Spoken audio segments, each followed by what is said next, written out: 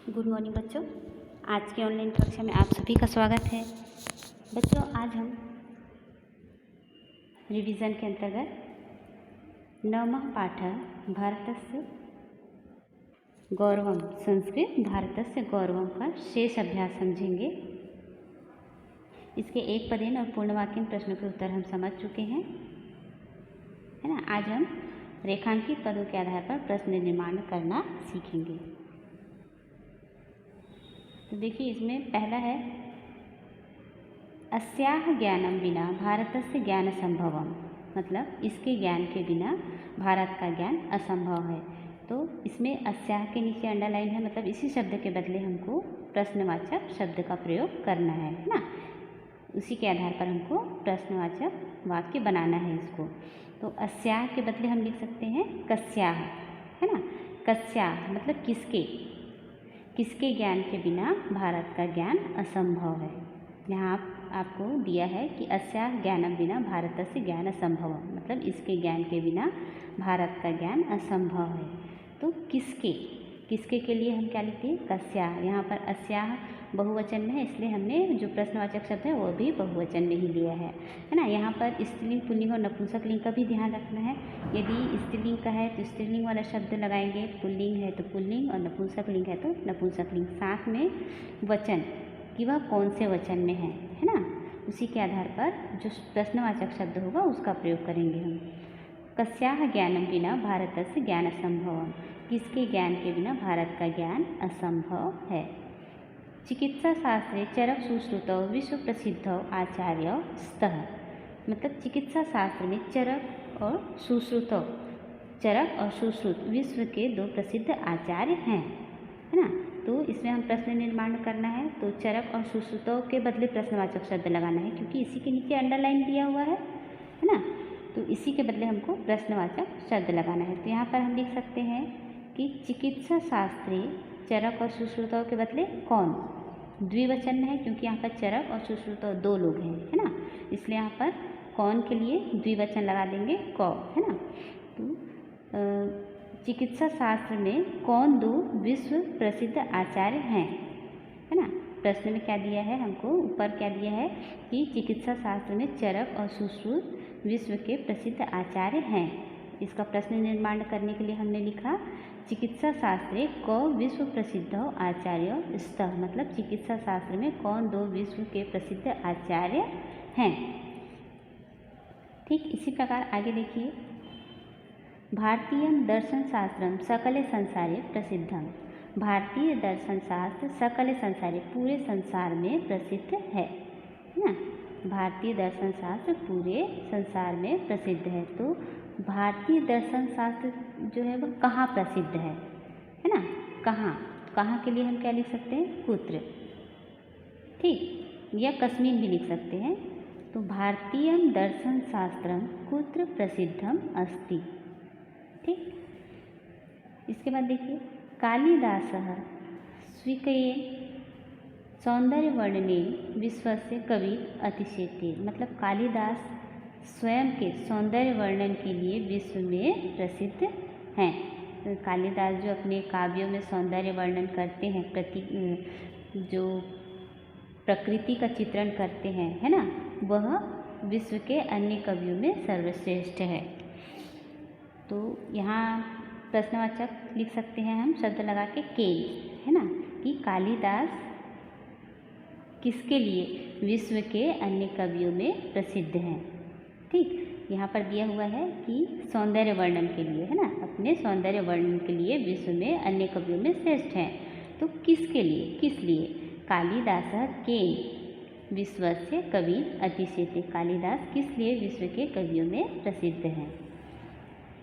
इसके बाद आगे है, एताः सूक्तयः सदा सन्मार्गम प्रदर्शयन्ति, इसकी सूक्तियाँ हमेशा सद्मार्ग को प्रदर्शित करती हैं, है ना। तो प्रश्नवाचक शब्द लगाकर हम लिखेंगे काह, मतलब किसकी, काह मतलब किसकी सूक्तियाँ सदा सन्मार्ग को प्रदर्शित करती हैं।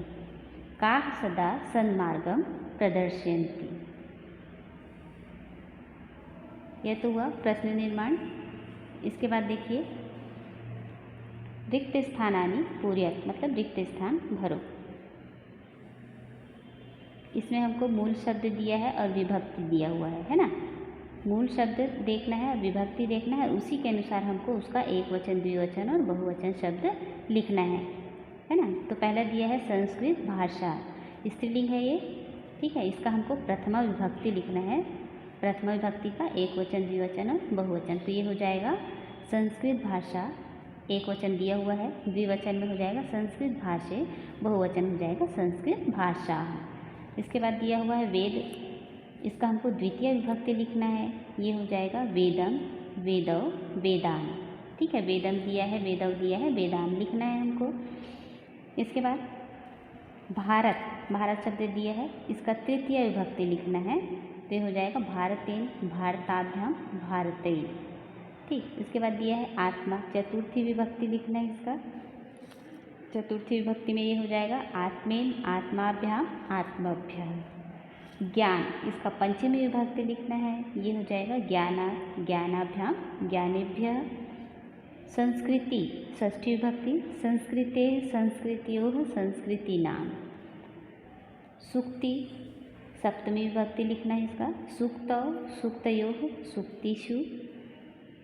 एतत्, स्त्रीलिंग है ये, प्रथमा विभक्ति लिखना है, ये हो जाएगा एषा, एते, एताः। इदं, स्त्रीलिंग, द्वितीय विभक्ति लिखना है, इमाम, इमे, इमाः। शास्त्र, इसका तृतीय विभक्ति लिखना है, ये हो जाएगा शास्त्रेण, शास्त्राभ्याम, शास्त्रैः है। इसके बाद है नाम, चतुर्थी विभक्ति, नाम्ने, नाम्नाभ्याम, नाम्नेभ्यः। जगत, पंचमी विभक्ति लिखना है, जगतः, जगद्भ्याम, जगद्भ्यः। अस्मत्, षष्ठी विभक्ति लिखना है, इसका हो जाएगा मम, आवयोः, अस्माकं। लोक, सप्तमी विभक्ति लिखना है, लोके, लोकयोः, लोकेषु।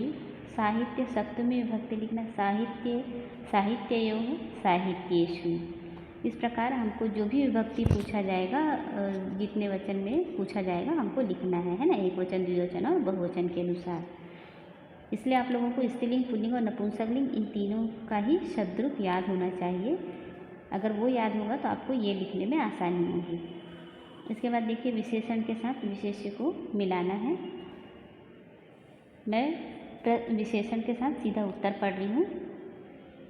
द्वे प्रतिष्ठे, अन्यतमा भाषा, नैकविधम वाङ्मयम्, अनेकाः गवेषणाः, स्वीक्रियेण आलोकेन, निखिले विश्वे अनेकानि अवदानानि, एताः सूक्तयः महान् अवदानानि, महान् शल्यचिकित्सकः प्राचीनतमासु भाषासु।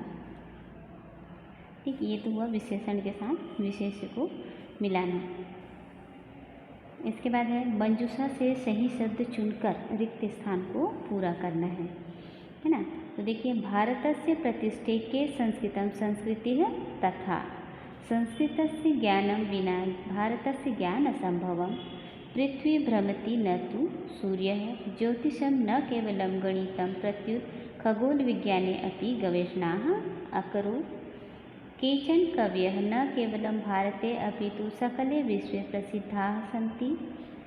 संस्कृत सूक्ति साहित्यं तथा विपुलं वर्तते यथा जीवनस्य किमपि क्षेत्रं नावशिष्टम्।